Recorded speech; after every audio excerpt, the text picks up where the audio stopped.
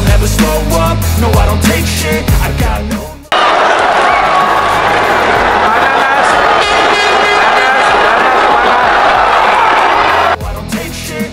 Nama bek kiri timnas Indonesia, Shane Patinama dikabarkan masuk daftar jual klubnya saat ini, Viking FK.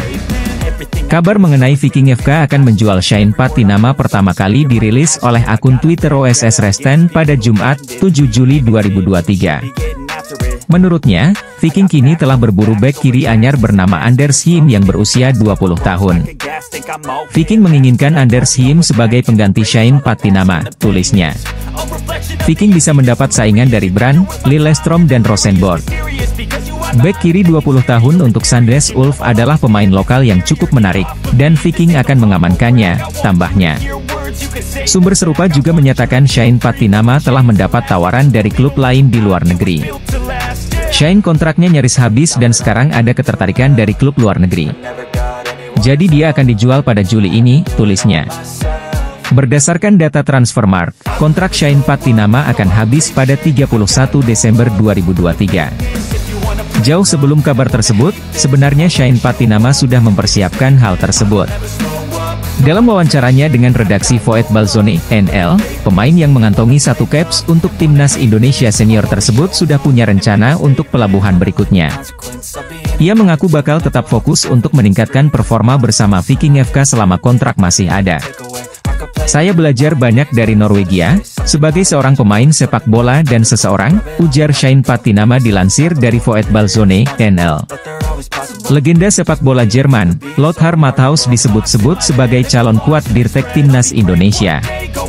Sebelumnya, calon Dirtek Timnas Indonesia dipastikan dari Jerman oleh Ketum PSSI, Erick Thohir. Namun hingga saat ini, PSSI belum juga mengumumkannya. Saat ditemui pada Kamis, 6 Juli 2023, Erick Thohir mengatakan bila tugas pertama Direktur Teknik Anyar PSSI adalah mendampingi Timnas U17 Indonesia. Kurang lebih begitu, TC di Jerman sekaligus dipantau Direktur Teknik baru, nyari Direktur Teknik susah, kata Erick Thohir dilansir dari Bola Sport. Setiap hari pas di Jerman, didampingi Direktur Teknik. Waktu di Indonesia mungkin datang lihat. Terus Piala Dunia U17 didampingi, tambahnya. Kini bocoran Dirtek PSSI mengarah pada legenda Jerman, Lothar Matthaus. Hal ini berhubungan dengan ciri-ciri yang sudah dikatakan oleh Wakil Ketua Umum PSSI, Zainuddin Amali. Dia orang terkenal kok karena mantan pemain bola juga. Umurnya sekitar 60 tahun. Untuk posisinya waktu menjadi pesepak bola, saya tidak tahu. Yang saya tahu dia ini ex-pesepak bola karena waktu itu Pak Erick Thohir yang langsung wawancara dia, kata Zainuddin Amali beberapa waktu lalu. Lothar Matthaus saat ini berusia 62 tahun. Dibanding dengan legenda-legenda Jerman lain, dia juga lebih sering ke Indonesia dan merupakan nama terkenal saat masih aktif sebagai pemain. Seperti saat ia mengunjungi Jakarta pada 2019 lalu. Ketika itu menariknya, Lothar Matthaus justru sempat menolak melatih timnas Indonesia ketika ditanyai wartawan. Lebih baik kalian memiliki pelatih yang punya bahasa dan mental yang sama dengan kalian, kata Lothar Matthaus. Tak cuma itu, dari pengamatan bolasport.com Lothar Matthaus sudah di-follow legenda timnas Indonesia, Kurniawan Dwi Yulianto. Ia juga punya kedekatan khusus dengan legenda timnas Italia, Walter Zenga. Zenga sendiri saat ini memiliki jabatan sebagai Director of Institutional and Infrastructure Development Persita Tangerang. Ada permintaan khusus yang diberikan Erick Thohir untuk Walter Zenga sebelum menjadi Dirtek Persita. Hal ini sebagaimana yang dikatakan jurnalis kenamaan Italia, Gianluca Di Marzio. Piala AFF U23 2023 akan digelar di Thailand pada 17 hingga 26 Agustus 2023. Pada ajang ini, Timnas U23 Indonesia akan bertemu rival bebuyutan, Malaysia. Timnas U23 Indonesia dan Malaysia berada di grup B bersama Timor Leste. Pada Piala AFF U23 2023, ada 2 tim yang tidak berpartisipasi, yakni Singapura dan Australia. Edisi sebelumnya, Piala AFF U23 2022, Indonesia mundur dari turnamen karena pandemi COVID-19. Kualifikasi Piala Asia U23 2024 digelar pada 6 hingga 12 September 2023. Indonesia terpilih menjadi salah satu dari 10 tuan rumah babak penyisihan. Timnas U23 Indonesia sendiri tergabung dalam grup K bersama Turkmenistan dan Taiwan. Itu artinya, Timnas U23 Indonesia akan menjamu kedua negara tersebut. Venue yang direncanakan menggelar pertandingan adalah Stadion Manahan, Solo, Jawa Tengah. Di sisi lain, Ketua Umum PSSI, Erick Thohir, memberikan sinyal Timnas U14 Indonesia akan jadi pondasi untuk pembangunan Timnas. Pernyataan tersebut dia sampaikan saat memantau langsung seleksi Timnas U17 Indonesia di Stadion Madia, Jakarta, Kamis, 6 Juli 2023. Dalam agenda ini, dia didampingi oleh Dennis Wise, Bima Sakti, dan Indra Syafri yang bertugas untuk melakukan seleksi. Selain di Jakarta, seleksi akan dilakukan di beberapa wilayah dan Shin Tae-yong juga masuk dalam tim. Erick Thohir sudah melakukan komunikasi dengan Dennis Wise yang merupakan Direktur Teknik Garuda Select. Dennis menyarankan bahwa Timnas U14 Indonesia bisa jadi pondasi untuk membangun Timnas yang lebih kuat. Apalagi, sosok yang merupakan legenda Chelsea tersebut sudah cukup berpengalaman menangani pemain muda. Pelatih Timnas Indonesia, Shin Tae-yong dihadapkan pada dua agenda setelah ditunjuk menangani Timnas U23 Indonesia. Kabar pelatih asal Korea Selatan itu bakal melatih diungkapkan oleh anggota Komite Eksekutif PSSI, Arya Sinulinga.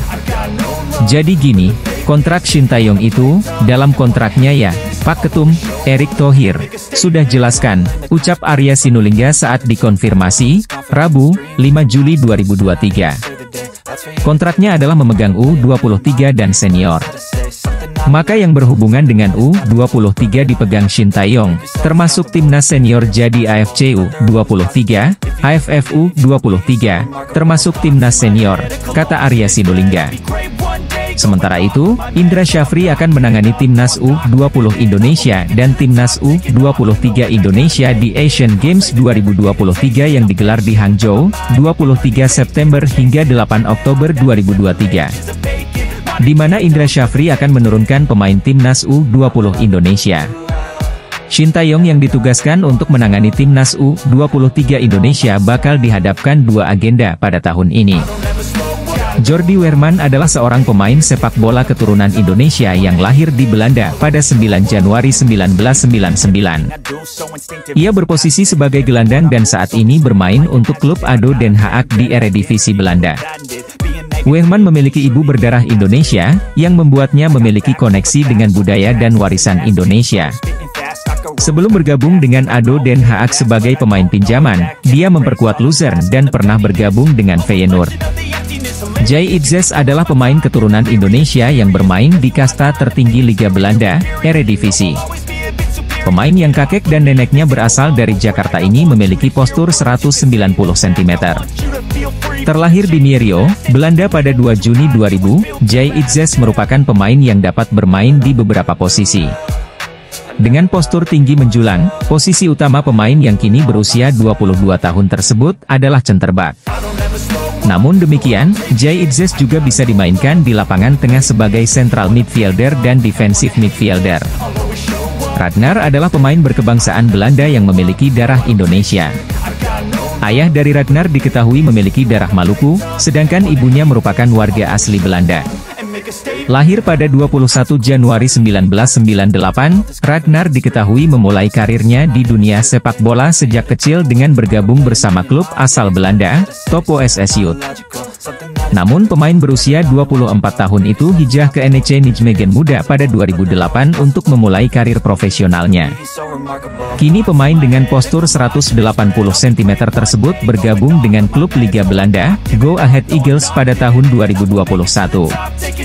Pada musim 2021-2022, Ragnar memainkan 25 pertandingan di Liga Belanda meski hanya mencatatkan 4 buah assist. Meski begitu, sepanjang karirnya, Ragnar telah mencetak 22 gol dan 23 assist dari 163 pertandingan.